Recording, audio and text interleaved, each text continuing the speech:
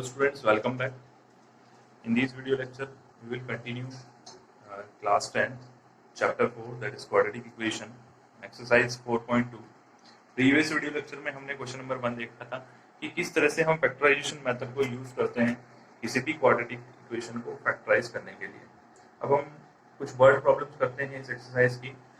तो question number 3, find two numbers whose sum is 27 and product is 182। देखिए, थोड़ा सा समझने की जरूरत है। जब हम कर रहे थे equation two variable, equation in two variable जब हम सॉल्व कर रहे थे तो वहाँ वर्ड से ही क्लियर था कि हमारे पास दो वेरिएबल होने चाहिए। आइडेंटिफाई कैसे करोगे कि यहाँ पर सर इक्वेशन क्वाड्रेटिक बनेगी या टू वेरिएबल वाली बनेगी? बट अभी हम पढ़ रहे हैं यहाँ पर इक्वेशन क्वाड्रेटिक इक्वेशन। क्वाड्रेटिक मतलब पूरा एक ही वेरिएबल में पूरा क्वेश्चन होगा और हमें यहाँ पे कोशिश करना है कि पूरा एक ही वेरिएबल में क्वेश्चन चले।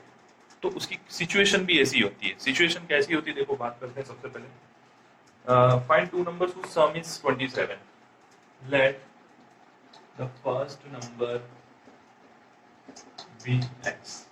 आपने पहला नंबर जैसे ही x माना तो इसने बोला है कि दो नंबर का जो सम है वो 27 है।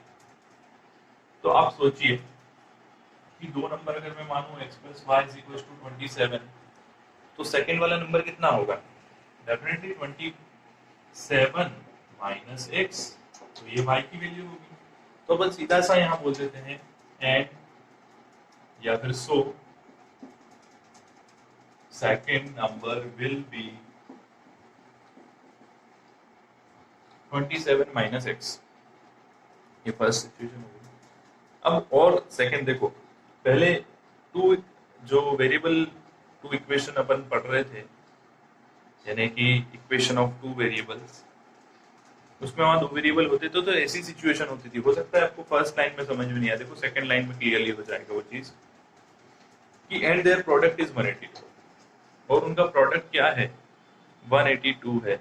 मतलब x सेकंड सिचुएशन की हमने बात करी, पी आर प्रोडक्ट इज 182 और जैसे ही प्रोडक्ट की बात करी आपको समझ में आता है सर प्रोडक्ट हुआ तो स्क्वायर होगा, कोई सा भी वेरिएबल हुआ, चाहे x इनटू y होगा।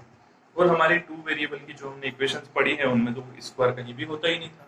मतलब डेफिनेटली ये क्वेश्चन किस चीज का है? क्वाड्रेटिक इक्वेशन का है। तो 182, तो x 27 minus x is equal to 182 और 27x minus x square is equal to 182।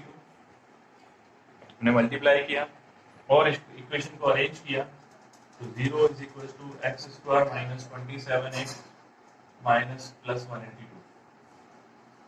अभी मैं एक्स स्क्वायर यहाँ ले गया 27x से, आप चाहे तो यही रख सकते हैं, बट हमेशा ध्यान रखिएगा कि स्टैंडर्ड इक्वेशन के फॉर्म में होना चाहिए। मतलब एक्स स्क्वायर हमेशा पॉजिटिव होना चाहिए और नहीं है पॉजिटिव तो माइनस को मल्टीप्लाई करके पहले पॉजिटिव बनाइएगा, उसके बाद उसको सॉल्व कीजिएगा। Now the equation is x square minus 27x plus 182 is equals to 0। Factorise कीजिए। मल्टीप्लाई करने पे देखिए 1 into 182, यानी कि मल्टीप्लाई करने पे हमारे पास आना चाहिए 182 और प्लस करने पर देखो यहाँ प्लस का साइन दिख रहा है, तो प्लस करने पर कितना आना चाहिए? 27। तो स्टार्ट करते हैं प्लस करने के लिए। तो प्लस करने के लिए अपन ने स्टार्ट किया 17 into 10, तो 17 प्लस 10 27 तो होता है पर 170 और थोड़ा सा एक आध नंबर कम किया हमने 15 into 12, तो 15 12 भी 27 होता है। 15 प्लस 12 इज 27, बट मल्टीप्लाई आप करेंगे तो ये आएगा 60 18 180 होगा, पर हमें चाहिए 182। तो मतलब इसके आसपास ही कहीं है। तो यहाँ पर एक नंबर हम चेंज कर देते हैं 14 into 13। एक बार इसको ट्राई करते हैं तो 14 into 13 is what? 14 3s are 42 and 14 plus 8 182. Yes, this is the right factor. 14 plus 13. X square minus 14 plus 13 into x plus 182 is equals to 0. Okay. Now,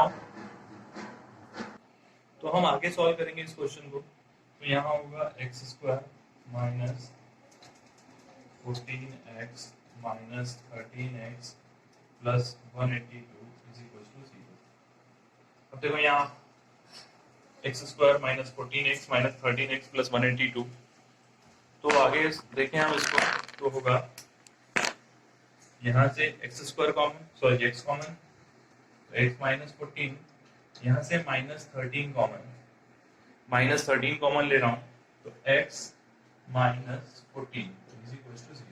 अब सीधा 14 कैसे लिख दिया मैंने, यहाँ अभी देखा बेटा हमने कि 182 इज नथिंग बट 14 इंटू 13, तो यहाँ पे 14 इंटू 13 था और मैंने 13 ले लिया तो 14 रिमेनिंग। सेकेंड थिंग, यहाँ पे माइनस कॉमन लिया है, तो कभी भी जब हम माइनस कॉमन लेते हैं और वहाँ प्लस होता है तो माइनस हो जाता है, क्योंकि माइनस माइनस हमेशा प्लस होता है। जब हम वापस मल्टीप्लाई करेंगे तो that will be definitely plus. तो दो फैक्टर हम हो गए हमारे पास, either x plus 14 is equal to 0 और x plus 13 is equal to 0, x minus 14 is equal to 0, यहाँ से x माइनस 14 पहला फैक्टर बनेगा और x माइनस 13 दूसरा फैक्टर बन जाएगा। तो हमारे रूट्स कौन कौन से होंगे, x minus 13 is equal to 0,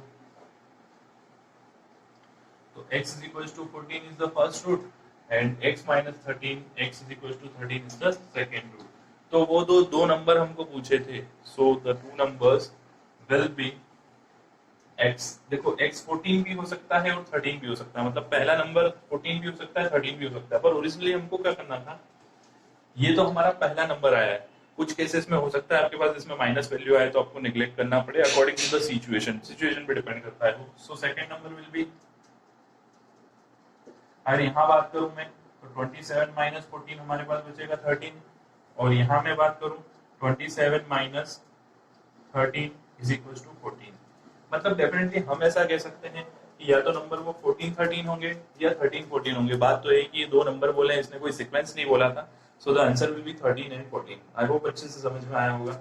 next question एक बार हम देख लेते हैं। Find the two consecutive positive integers whose sum of whose squares is 365। Okay, question लिया हमने, हम जो ये सीरीज सॉल्व कर रहे हैं एनसीईआरटी बुक सॉल्व कर रहे हैं, तो एक्सरसाइज 4.2 क्वेश्चन नंबर 4,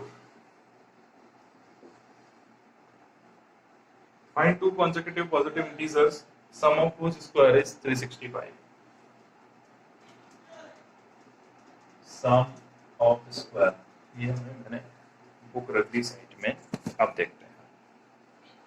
सबसे पहले अपन देखें पॉजिटिव कॉन्सेक्यूटिव इंटीजर, पॉजिटिव और कॉन्सेक्यूटिव। तो पॉजिटिव तो आप जानते हो सर, जो पॉजिटिव होंगे। कॉन्सेक्यूटिव वर्ड का मीनिंग शायद मैंने प्रीवियस कुछ वीडियो लेक्चर्स में भी बताया है। कॉन्सेक्यूटिव का मतलब होता है लगातार, यानी कि सीक्वेंस में आने वाले, लाइन से आने वाले। तो भैया जैसे पहला नंबर 5 हुआ तो दूसरा 6 हो सकता है, क्योंकि यहाँ डिफरेंस नहीं दिया है, और जब डिफरेंस हमको नहीं दिया हो कॉन्सेक्यूटिव नंबर का तो हम सीरीज ही मानते हैं कि उनका डिफरेंस जो है 1 है केवल। और अगर हमें पर्टिकुलर कोई डिफरेंस दिया है कि consecutive with difference 2, consecutive with difference 5, तो फिर हम उस नंबर को ऐड करके उसके नेक्स्ट नंबर्स को फाइंड करते हैं। ठीक है, तो अभी हमने बोला let the first number be x, पहला नंबर x हुआ तो दूसरा नंबर कितना होगा, एक ज्यादा, मतलब x प्लस 1।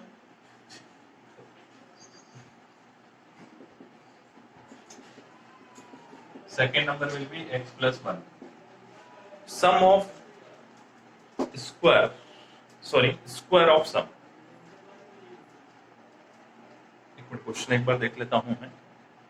यहां हमको बोला है कि positive integer sum of whose square, यानी कि पहले हमें स्क्वायर करना है और फिर सम करना है।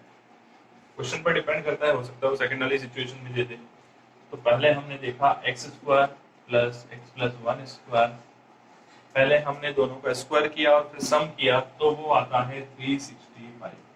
अब आप इक्वेशन को सॉल्व कर सकते हैं।